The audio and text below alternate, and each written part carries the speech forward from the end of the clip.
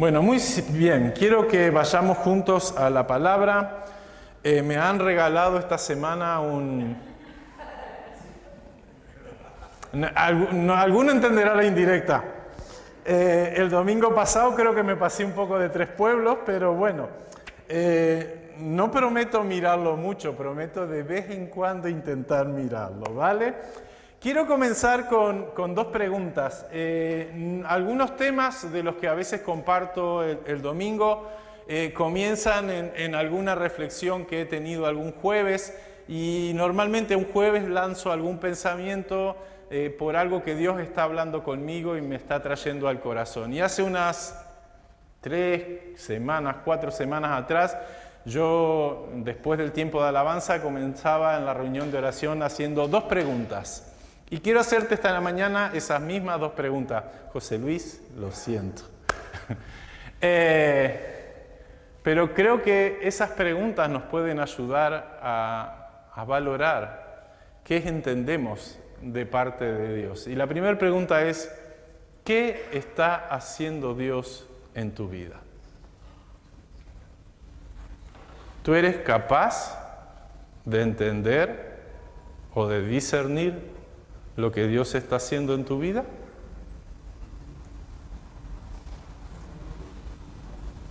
¿Qué está haciendo Dios en tu vida? Y no estoy esperando respuestas, ¿sí? Es una pregunta reflexiva. Y la segunda pregunta va en la misma línea. ¿Qué está haciendo Dios en la iglesia? ¿Qué vemos a Dios hacer entre nosotros? Porque decir hacer aquí es como que está limitado solamente al templo y a la reunión del domingo o a la reunión del jueves. Pero ¿qué ves a Dios hacer en la iglesia? Y quiero decirte que mayormente, por lo menos un servidor, tenemos dificultad para percibir lo que Dios está haciendo. Es como que miramos las circunstancias y a veces no somos capaces de entender lo que Dios está haciendo, incluso lo que Dios está haciendo a nuestro alrededor.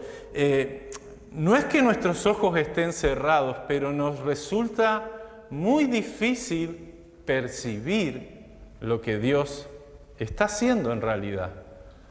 Y te voy a mencionar 2 o 3 ejemplos en la Biblia solamente, porque la verdad que la Biblia habla mucho esto de ese sentido de percibir lo que Dios está haciendo. El primero de los ejemplos está uno muy conocido en Juan capítulo 4, después que Jesús termina de hablar con esta mujer samaritana. Dice que la mujer, luego de hablar con Jesús, se va nuevamente a la ciudad o al pueblo y vuelven los discípulos. Y los discípulos invitan a Jesús a comer. Y Jesús hace 2 declaraciones que básicamente dejan así un poco perplejo a los discípulos de Jesús. Porque le dicen, ven Señor, come con nosotros. Y lo primero que Jesús le dice, mi comida es que haga la voluntad del que me envió. Los discípulos lo habrán mirado con cara de asombro porque, Señor, necesitas comer al igual que nosotros. Y Jesús le sale con, mi comida es que haga la voluntad del que me envió. Una realidad de que habla del ministerio, de lo que Él realmente estaba interesado en hacer y en lo que quería invertir todo su tiempo. Sí, esto es como que era algo secundario, pero la importancia no estaba en la comida, sino en hacer la voluntad de Dios. Pero la segunda respuesta que da Jesús incluso es un poco más desconcertante, porque Jesús le dice, ¿no decís vosotros que faltan 4 meses para la siega? Y ni siquiera se estaba hablando en ese momento de la cosecha, de la siega, de los granos. No se estaba hablando de nada de eso. Pero Jesús les lanza una realidad espiritual que los discípulos no estaban pudiendo percibir en ese momento, porque Él estaba hablando de la gran necesidad que había entre las personas, la gran necesidad que tenían de escuchar el Evangelio. Pero Jesús les dice, ¿no decís vosotros que hacen falta o que faltan aún 4 meses para la cosecha? Mas yo digo, alzad vuestros ojos y ved que los campos están blancos para la siega. No era el tema. No era de lo que estaban hablando. Ni siquiera Jesús habló de eso con la mujer samaritana.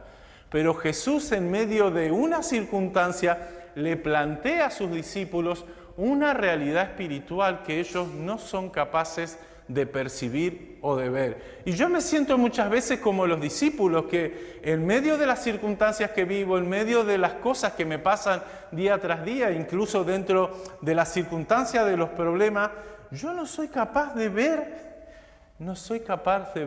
o de percibir realidades espirituales que están ahí como una verdad.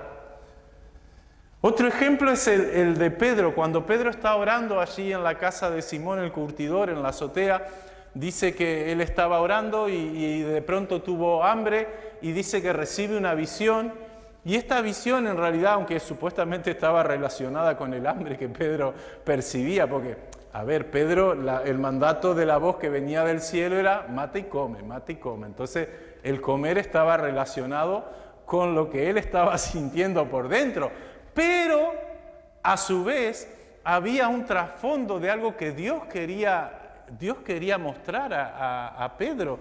Y era la realidad que no había diferencia, que no podía tratar como inmundo o como insignificante a los gentiles, porque a lo que Dios ha santificado, tú no lo puedes llamar inmundo, ¿sí? Esa es otra circunstancia en la cual, en medio de una realidad, Dios trae luz sobre un contexto espiritual que nadie está percibiendo. Otro ejemplo, y este tal vez es más simple, es el de la reina Esther, ¿sí?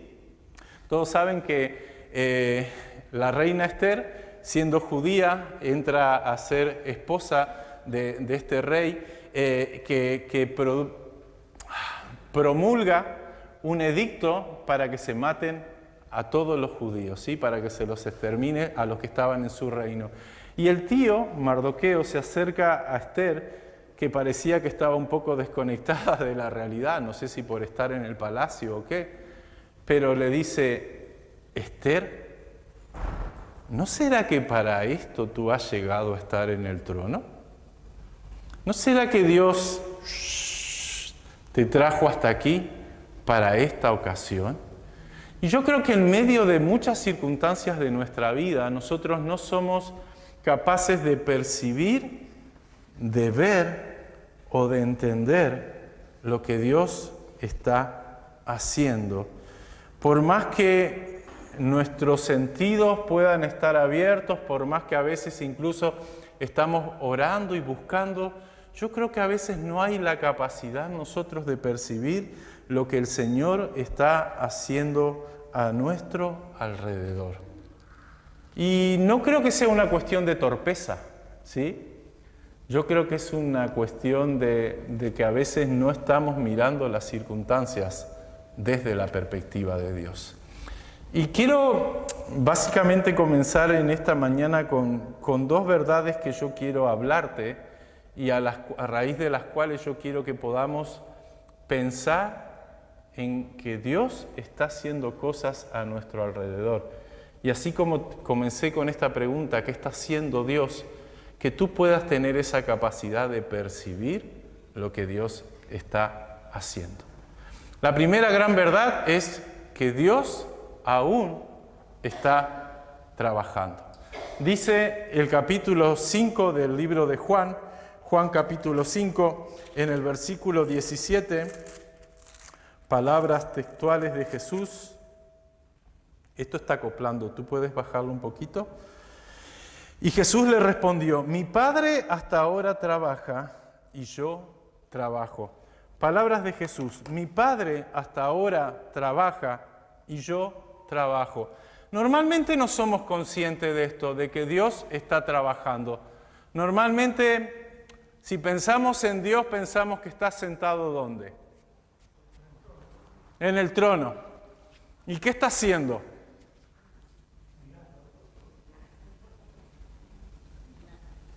Si es inglés, tomándose un tecito. Si Dios es español, tomándose ¿qué? Bueno, o una cañita o un cafecito. Ahí ya cada uno según como quiera. Si fuese argentino, tomándose un mate. Pero a veces tenemos esa imagen de Dios que está sentado en el trono y es como que ahí está, ahí se quedó. Ahí se sentó y sí, trabajó durante la creación del mundo, 7 días que en realidad no sabemos si son días reales o no, pero luego dice que cuando terminó todo, Dios decidió descansar, ¿no? Y sacando ese contexto y en algunas otras oportunidades que nosotros podamos creer que Dios sí ha estado metiendo las manos en la masa, tenemos la imagen de que Dios está sentado en su trono, relajadito ahí, no sé qué hacer. Hay una película que salió hace muchos años atrás, cómica, la película, el nombre de esta película era Todopoderoso, ¿sí? Y era representada básicamente por 2 actores muy conocidos. Uno es Morgan Freeman, que representaba a Dios, y otro es por Jim Carrey, que representaba a, no me acuerdo si era un conductor de televisión o qué era, pero una persona que le cuestiona a Dios realmente cómo Dios está haciendo las cosas, y Dios se le aparece y le dice, bueno, si tú lo puedes hacer mejor que mí, aquí tienes todo el poder, ¿sí? Todo el poder, hazlo tú. Dentro de unos días hablamos, ¿sí? Y Jim Carrey creía que el papel o la función de Dios era simplemente ponerle que sí, que sí, que sí, que sí, que sí a todas las oraciones del mundo. Y a veces tenemos esa representación de Dios. Porque en nuestra vida rutinaria y normal, a veces no vemos la mano de Dios por ningún lado. A veces no somos conscientes de que Dios está trabajando ahí al lado nuestro. Y simplemente pensamos que como en esta película, Dios está o en un ordenador, porque en esta película estaba ambientado al año cerca del 2000, o en un ordenador o en algo poniéndole que sí a todo, ¿sí? O a veces, con mucha más suerte, pensamos que Dios está ocupado cuando o hay un milagro, o cuando pasa alguna catástrofe, o cuando Él decide sanar a alguien. Pero nuestra mentalidad es, Dios está allá, sentado en su trono. Dios está sentado. Y eso es lo más lejos de la realidad que hay. Porque aunque Dios reine en su trono, Él está, como dijo Jesús, todos los días trabajando.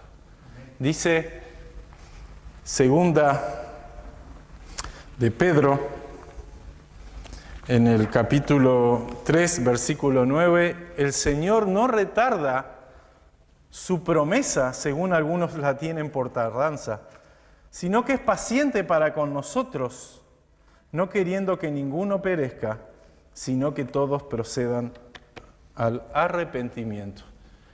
Y nosotros pensamos que esa paciencia de Dios, vuelvo a decir, es la de estar pasivamente en un sillón, en un trono, sentado, mirando. Pero la gran realidad es que Dios está comprometido al 100% en transformar el corazón de cada una de las personas. Él está totalmente ocupadísimo en trabajar en el corazón de los 7.800 miles de millones de habitantes de esta tierra. Él no trabaja solamente en ti. Él está trabajando también en el que no le conoce, en el que adora a otro Dios. Él está trabajando en medio de las circunstancias que en el mundo están sucediendo. Yo sé que a veces tenemos esa percepción de que, bueno, yo creo que acá las cosas ya se le han desmadrado un poquito, ¿sí? Ya se ha ido todo, a veces Josefa ahora como que si todo se fuese al retrete, ¿no? Pero Dios está en control y Dios está trabajando y Dios está interesado no solo en transformar tu vida, no solo en cambiarte a ti, sino en poder tocar y transformar la vida de todas las personas que están en esta tierra. Por eso Jesús es muy enfático, mi Padre aún está trabajando y yo trabajo también. Ahora, pero lo que sigue después de esta primera frase para mí realmente es algo que me conmueve, ¿sí? Porque la primer gran verdad que yo descubro en este pasaje es que Dios no está de vacaciones, que Dios no se sentó en un trono y está esperando que la iglesia termine el trabajo, que Dios no dijo, bueno, ir por todo el mundo mientras yo descanso y cuando termine la tarea vemos cómo seguimos. Dios está trabajando a tu lado, incluso donde tú no estás, Él también ahí está, porque el Señor está interesado en que ninguno perezca, sino que todos puedan proceder al arrepentimiento. Y esto no lo estás haciendo tú y no lo estoy haciendo yo, lo está haciendo el Señor. Pero tú y yo muchas veces somos totalmente ausentes de este criterio de que Dios está trabajando. Es más, perdemos las esperanzas de que pueda pasar algo. Perdemos la capacidad de soñar de que Dios puede hacer cosas nuevas. Perdemos incluso la fe de creer que Dios sigue obrando de la misma manera en que lo hizo en la palabra durante tantos años, durante tantos siglos. Pero la realidad, aunque la percibas o no la percibas, es de que Dios está trabajando. Y yo quiero que te grabes esto en tu corazón, porque a veces las actitudes de fe en nuestra vida son contrarias a esta declaración. A veces pensamos que Dios no puede hacer nada, que Dios ya está atado de manos, o que está viejito, o que está cansado, o que se cansó de nosotros, porque, hombre, tiene todo el derecho de cansarse de nosotros. Yo no entiendo a veces la palabra de Jesús. Jesús está en ese monte, el de la transfiguración, y baja con sus discípulos, sí, había 3 de sus discípulos, nada más, Pedro, Jacobo y Juan, pero dice que baja y se encuentra allí perdón la expresión, un follón, ¿sí? De que se estaban peleando porque tenían que liberar a un joven y no podía. ¿Y qué es lo que dice Jesús? Ay, pobrecito el joven, no. ¿Qué dice? ¿Hasta cuándo he de soportarlos? Generación perversa e incrédula. Y yo creo que a veces a Dios la paciencia es como que le llega al límite, ¿no? Pero igualmente sigue insistiendo y Dios no se cansa. Dios está trabajando, no ha parado y no lo va a dejar de hacer, porque Él está interesado en que todos puedan tener ese proceso de transformación, ese cambio de poder decirle a Él, Abba, Padre, Papito querido. Pero la segunda verdad que se desprende de todo esto es el hecho de que yo puedo percibir o ver lo que Dios está haciendo cuando me acerco a Él. Y me llaman mucho la atención de las palabras de Jesús. Yo quiero leerte los versículos 19 y 20 y el versículo 30 de este pasaje. Jesús respondiendo entonces Jesús les dijo, de cierto os digo, no puede el Hijo hacer nada por sí mismo, sino lo que ve hacer al Padre. Porque todo lo que el Padre hace, también lo hace el Hijo igualmente. Porque el Padre ama al Hijo y le muestra todas las cosas que Él hace, y mayores obras que éstas le mostrará, de modo que aún vosotros os maravilléis. Y dice el versículo 30, hablando Jesús acerca del mismo tema, no puedo. Y es raro que Jesús diga no puedo, Jesús normalmente nunca dijo no puedo. Pero en esta ocasión dice Jesús, no puedo yo hacer nada por mí mismo. Según oigo, así juzgo, y mi juicio es justo, porque no busco mi voluntad, sino la voluntad del que me envió, la voluntad del Padre. Había un autor de un libro de estudio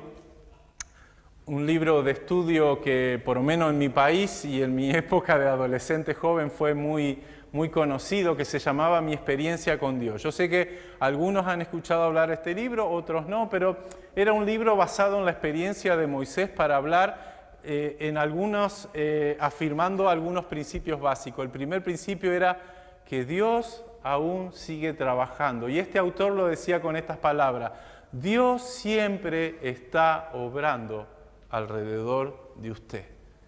Y él ponía eso como la primer verdad que no iba a cambiar. Ahora, había 2 o 3 cosas más, pero seguía diciendo: Dios siempre te invita a unirte con Él a lo que Él está haciendo. Y esto me lleva a pensar mucho en las palabras de Jesús, porque Jesús no declaró de que Él iba a hacer su propia obra o su propia voluntad, sino que al contrario, Él habló de este concepto de solo lo que veo hacer al Padre es solo lo que yo hago. Y yo no puedo hacer nada por mí mismo porque dependo completamente de lo que hace el Padre. Y me llama mucho la atención a mí que aunque el apóstol Pablo en Colosenses capítulo 2, verso 9 diga: porque en Jesús mismo habita corporalmente toda la plenitud de la deidad, Jesús no fue por libre. Jesús no hizo lo que quiso. Jesús no dijo: de este voy a tener misericordia y de este no. Jesús se ciñó perfectamente a lo que veía hacer al Padre. Y me llama mucho la atención porque Jesús, siendo completamente de Dios, está hablando de esa dependencia y de esa unidad perfecta con el Padre. Jesús está hablando que su dependencia con el Padre es tan grande que Él no puede hacer nada. Y es curioso que palabras similares Jesús usó hacia nosotros. Dice: porque vosotros no podéis hacer nada separados ¿de quién? De mí, de Jesús. Pero Jesús mismo acá en esta ocasión está hablando de que su dependencia del Padre es tan fuerte, es tan grande, que Él no puede hacer nada si no lo ve primero hacer al Padre. Solo hago lo que veo hacer al Padre. La dependencia de su Padre es tan grande que nunca improvisó, nunca decidió ir por libre, solo se limitó a hacer lo que veía hacer al Padre. Él se apartó continuamente cada día en oración a un lugar solitario a buscar el rostro de su Padre, porque Él necesitaba esa intimidad para conocer el corazón de Dios. Y esto me sacude un poco la cabeza, ¿sí? Porque ver a Jesús en esa necesidad de dependencia me hace reflexionar a mí en la necesidad que yo tengo de depender. Porque Jesús mismo dijo cuando se fue: os dejo el Espíritu Santo. Él será vuestro consolador, Él será vuestro ayudador, Él será el que los guíe, Él será vuestro compañero, Él será el que los enseñe. Y es curioso que nosotros, en vez de a veces aferrarnos y buscar en esa intimidad todo lo que necesitamos de nuestro ayudador, pareciera que preferimos vivir la vida un poquito independiente, un poquito sin tener esa necesidad de buscar, un poquito manejándonos mejor con nuestro criterio personal que no con el criterio de la presencia viva y real del Espíritu Santo en nuestras vidas. Y déjame decirte con mucha sinceridad que me parece irónico que si Jesús necesitó del Padre, y Él lo planteó como una cuestión de mucha necesidad, que si Jesús necesitó del Padre, ¿por qué nosotros hoy no vamos a necesitar lo mismo de parte de Dios? ¿Por qué somos independientes? ¿Por qué queremos hacer las cosas según nuestro criterio o nuestro conocimiento o según lo que hemos aprendido? Y no te estoy regañando, ¿eh? Yo estoy reflexionando personalmente sobre este tema y estoy tratando de entender lo que aprendo de Jesús. Pero me parece irónico que si Jesús necesitó tanto de su Padre, tanta intimidad, tanta relación, tanta dependencia, nosotros hoy querramos ser un poquito más libres.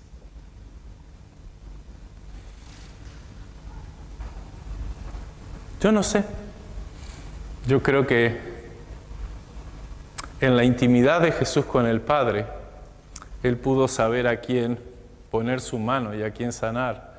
En la intimidad con su Padre, Jesús pudo aprender a escuchar los corazones o los pensamientos de las personas.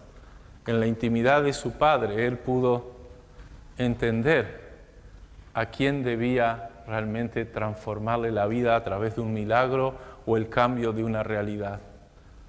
Pero Jesús estuvo permanentemente, y no solamente en sus tiempos de oración, sino permanentemente buscando esa comunicación de ida y vuelta. Y yo creo que el ejemplo es que nosotros hagamos lo mismo.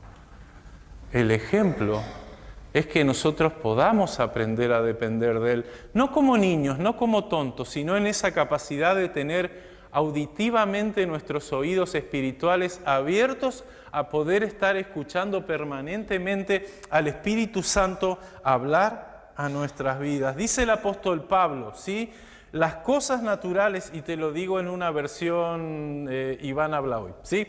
Las cosas naturales se han de discernir naturalmente, pero las cosas espirituales se han de discernir espiritualmente. Esto está en 1 Corintios capítulo 2, versículo 14. Y déjame decirte que el versículo es más duro que lo que yo te digo, porque Pablo es muy duro en decir, el hombre natural no puede percibir las cosas del Espíritu porque no las entiende. Y yo me pregunto, para mí, Iván Ludi, hoy siglo XX, 21, gracias, año 2022. Si yo no percibo las cosas del Señor, si no soy capaz de percibir las cosas espirituales, si no soy capaz de ver lo que Dios está haciendo o de atender a lo que Él me está diciendo, ¿dónde me deja? ¿Dónde me deja Pablo? ¿Dónde te deja a ti? Yo creo que debemos volver a rever esa necesidad que tenemos de Dios. Y vuelvo al punto, no se trata de que seamos robots, que seamos marionetas o que seamos incapaces de tomar decisiones, pero sí de mantener esa comunicación constante, de poder escuchar y de poder saber, entender, ver, discernir lo que el Señor está haciendo en cada lugar. Déjame compartirte un ejemplo, ¿sí? Un ejemplo que está en Génesis 28. Dice la Biblia en Génesis 28, que está hablando acerca de Jacob, que luego de robarle la bendición a su hermano, o sea, de ser impostor y de ocupar el lugar de Saúl, Jacob dice que huye dirección casa de su tío Labán y va en busca de una mujer alentado por su madre, obviamente, ¿no? Para que no digan las madres que no tienen influencia sobre sus hijos. Sí, la tienen, igual que los padres. Pero Jacob huye en dirección casa de Labán y como no había hoteles, como no había albergue ni dónde parar, dice que llegó a un lugar y haciendo como una cabecera para recostar su cabeza con piedras, se echó allí. Y mientras dormía, él tuvo un sueño, ¿sí? Que veía una escalera que iba del cielo a la tierra y que los ángeles de Dios subían y bajaban. Y cuando Jacob despierta de este sueño, sí, dice en el versículo 11, Dios está en este lugar y yo no me había dado cuenta. Este lugar es terrible porque es casa de Dios, pero yo no me había dado cuenta. Y así muchas veces estamos nosotros. Dios está haciendo cosas y nosotros no nos damos cuenta. Y yo en este sentido creo que la palabra nos invita La palabra nos invita continuamente a poder profundizar en una dependencia, en una búsqueda del rostro de Dios. No se trata de ser la marioneta de Dios, se trata de poder conocer el corazón del Padre, poder escuchar su voz y poder discernir lo que Dios está haciendo en cada lugar. No sé si has conocido en tu vida algunas personas que parecen tener el teléfono rojo de Dios. El teléfono rojo es ese teléfono directo, ¿sí? Que va de un punto a otro. Por lo menos muchas películas simbolizaban el teléfono rojo ahí en la oficina presidencial, normalmente de la Casa Blanca de Estados Unidos. Pero hay gente que parece tener esa línea directa con Dios, que no pasa por la centralita, que no hay operadora que le dice, sí, usted que necesita, no, espere, ya lo va a atender Dios. Hay gente que pareciera que tiene el acceso directo. Y yo sé que, que todos tenemos el acceso directo, ¿no? Pero hay gente que pareciera que no solamente usa el teléfono para llamar, para mandar hacia allá lo que quiere decir, sino que al contrario, hay gente que pareciera que es llamada de allá para acá y que percibe o recibe de parte de Dios lo que tiene que hacer. Yo escuché hace unos años, cuando fue el lanzamiento o el relanzamiento del libro del hermano Dross, de la biografía del hermano Dross, yo no lo conocí, pero yo escuché que el hermano Dross era uno de esos, que estaba a veces escuchando el llamado de arriba. Y uno de sus hijos decía en un testimonio, un día sábado creo que hicimos la presentación del libro y los hijos compartían testimonio, dice, mi padre era un hombre que tenía una sensibilidad espiritual muy grande.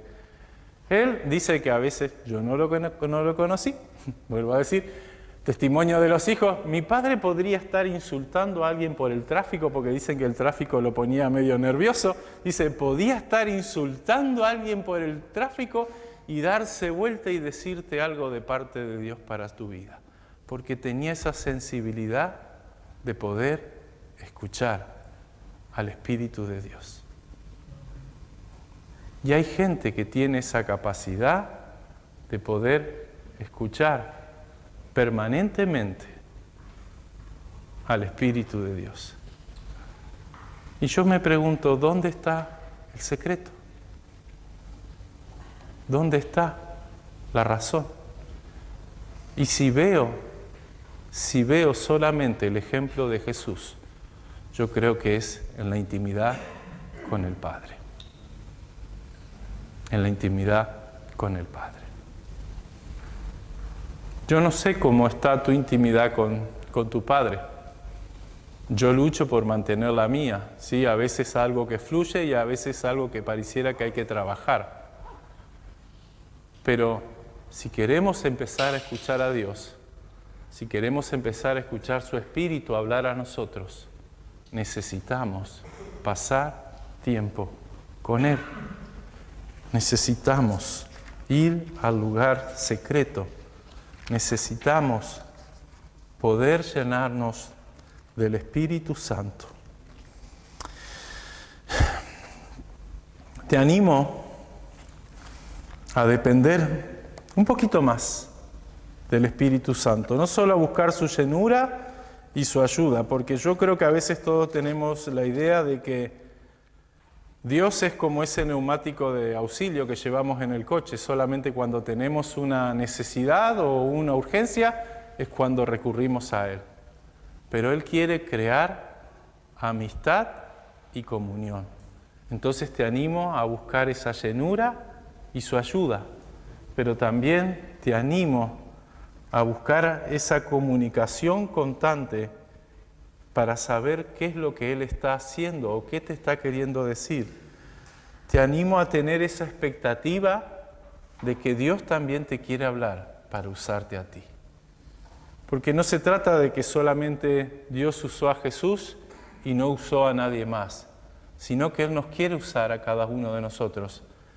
Pero vamos a escuchar si simplemente estamos en sintonía con Él, en la misma frecuencia. Yo en julio participé de una conferencia aquí en la Casa Diocesana, una conferencia de una organización misionera, y los organizadores de esta conferencia estaban intentando transmitir a generaciones nuevas el ADN de esta organización, ¿sí? Los valores importantes, que era lo que la misión defendía como algo de que no iba a negociar. Y dentro de estos valores que estaban transmitiendo, había un taller que hablaba acerca de esta oportunidad de dejar que Dios manifieste su poder, ¿sí? Y el hombre hablaba mucho en decir, por mucho tiempo simplemente nos hemos limitado a hablarles a las personas de Jesús. Pero creo que debemos dejar que el Espíritu obre como quieran las circunstancias, nosotros tener la valentía de orar por milagros, de orar por sanidad, de orar por distintas circunstancias y dejar que sea Dios mismo el que se revele a las personas en vez de estar nosotros tanto insistiendo que no nos entienden y que no tienen la capacidad por las diferencias idiomáticas a veces de transmitir en realidad. Y este hombre ponía mucho énfasis en la capacidad de estar permanentemente abiertos a escuchar la voz de Dios. Y es curioso porque él decía, yo empecé este camino de ver un ministerio transformado en cuanto a ver milagros y a ver sanidades, teniendo una oración en mi corazón. Y me pareció súper interesante lo que decía. El hombre dice, yo quiero estar abierto a lo que Dios pueda hacer. Entonces yo empecé a orar en cada lugar a donde iba, si iba al supermercado, si iba a una tienda, si subía al autobús, si entraba en cualquier lugar, yo decía, Señor, ¿qué estás haciendo en este lugar? Abre mis ojos, que yo pueda ver. ¿En quién tú estás obrando? ¿A quién tú estás tocando? Y dice este hombre que empezó a percibir de maneras distintas necesidades de las personas.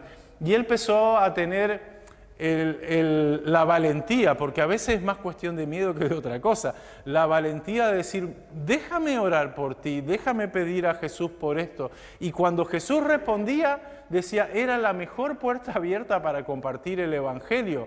Pero si Jesús no respondía, también yo podía seguir hablando con las personas. Pero todo partió de una actitud de su corazón. Señor, muéstrame qué estás haciendo en este lugar. Y la verdad que este hombre continuó hablando y me hizo mucho pensar, porque él decía, ¿por qué no oramos por milagros? ¿Porque no creemos? ¿Porque no tenemos expectativa de que Dios haga algo? ¿O porque tenemos vergüenza de que no pase nada? ¿Por qué no oramos por sanidad? ¿Porque no creemos? ¿Porque la medicina ha crecido tanto y es mejor que se encarguen los médicos? ¿O porque nos da pánico de que Dios decida no hacer nada? ¿Por qué no oramos por revelaciones de Dios en el corazón de las personas? ¿Porque no creemos que lo pueda hacer? Y ese es un poco el kit de la cuestión. Que muchas veces, aunque sabemos, en definitiva, ya Dios está viejito y Dios se ha cansado. Y nosotros mismos le atamos la mano a Dios con la posibilidad de hacer cosas nuevas y hacer cosas distintas. Yo sé que no queremos montar un circo y no queremos montar un show tampoco, pero no podemos cerrarnos a creer que todo el mundo va a conocer a Cristo solamente por un conocimiento intelectual del mensaje de salvación. Porque Dios obra mucho más de lo que nosotros podemos hacer o entender, y Él tiene la libertad para tocar cada corazón según Él lo quiera hacer. Pero debemos en la intimidad, buscar escuchar lo que Dios está haciendo. Y vuelvo a repetir la pregunta del principio. ¿Qué está haciendo Dios a tu alrededor? ¿Qué está haciendo Dios en tu vida? Escuchaba a un hombre hablar del surf, y con esto termino, aunque no parezca muy espiritual.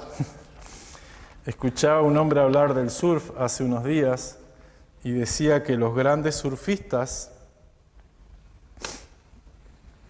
son buenos no tanto porque lo hacen súper bien, no tanto porque son unos cracks arriba de la tabla, sino porque han aprendido a entender la corriente del agua.